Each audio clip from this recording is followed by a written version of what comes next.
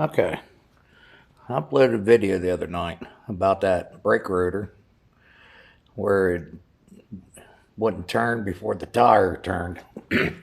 I showed it had a space in it. See how those are walled out? This rim right here will not fit a Jeep Liberty right. For some reason, on the back of it, that, you can see where it's shiny, will rub the inside of the bearing. And won't let this accept that bearing, or the hub assembly bearing.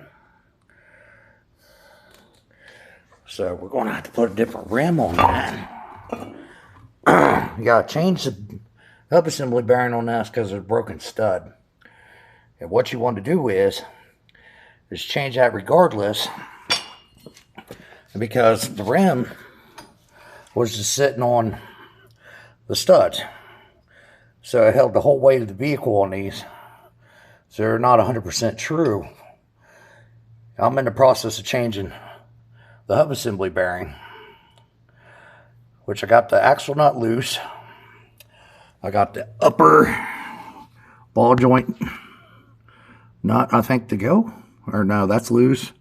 The bottom one down there is loose. Steering tie rod in. Can't really see, but the lower is loose. You gotta take a tuning fork to get in here where its ball joint's at, right where I'm pointing at. Hit that tuning fork in there after the tire's off. Make sure this nut's off. Pop this out. This will pop up right here.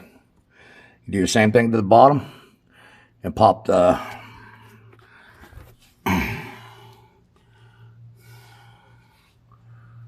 bottom ball joint right there. See how it's loose? Steering knuckle will come off after you get the ball joints out and the outer tie rod end off for your steering. But you gotta have this axle nut off. All those loose. The nuts took off of it. And pop it out. And you take this whole steering knuckle off.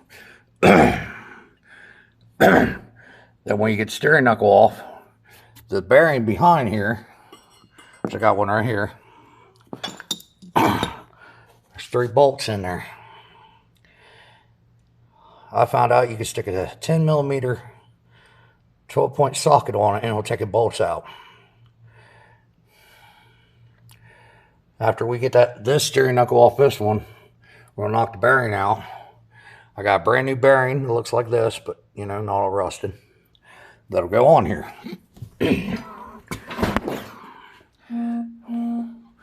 That tire is good, but needs to put on another rim. The rotor's junk where it's egged out. So, you ever run across this on Jeep Liberty? Don't use them rims, they won't seat right. And to get the trick to get this axle nut off, you gotta use a rim where you get into it. You gotta have this tire touching the ground to get the nut on here that goes off. It's gotta be on the ground, you gotta be able to access it. A lot of the Jeep rims got to where you can't access it. That center hole right there in the middle, it's got that cap that says Jeep on them. Them don't come off. Well, some of them come off, but you won't be able to get a socket in there to get that nut off. Hopefully that helps somebody. Later.